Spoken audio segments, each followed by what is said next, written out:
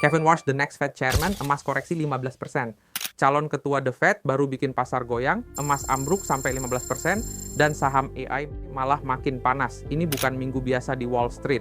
Selama sepekan terakhir, pasar AS gerak campur aduk. S&P 500 naik tipis 0,23%, tapi Dow turun 0,50%, dan Nasdaq minus 0,29%. Artinya investor lagi tarik napas, bukan panik tapi jelas lagi atur ulang posisi. Berikut adalah top gainer selama satu pekan. STX kenaikan sebesar 18,35%, DK kenaikan sebesar 17,38%, SNDK kenaikan sebesar 14,46%, RCL kenaikan sebesar 14,34%, LUP kenaikan sebesar 13,66%. Ada beberapa berita ekonomi yang mempengaruhi pasar pada pekan lalu.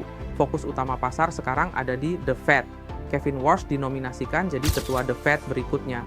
Dia dikenal lebih tegas soal inflasi dan dekat dengan Wall Street, jadi pasar melihat kombinasi kebijakan yang tetap kredibel tapi pro-stabilitas.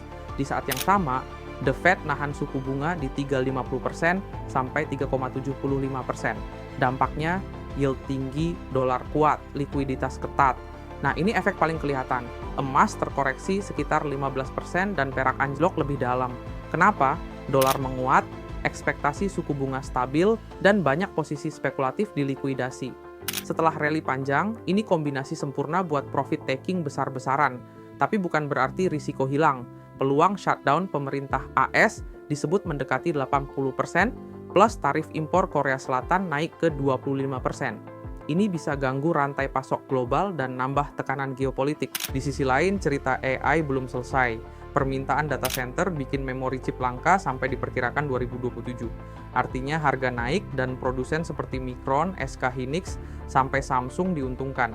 Ini bikin siklus belanja teknologi makin panjang. Selanjutnya, kita akan membahas berita emiten yang mempengaruhi pasar pada pekan lalu. Apple cetak rekor penjualan iPhone 85,3 miliar US dollar. Microsoft Cloud tembus 51,5 miliar US dollar. ASML backlog hampir 38,8 miliar euro.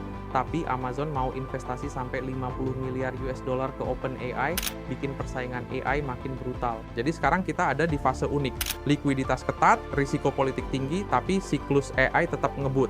Pasar bukan lagi soal semua saham naik, tapi soal pilih cerita yang kuat.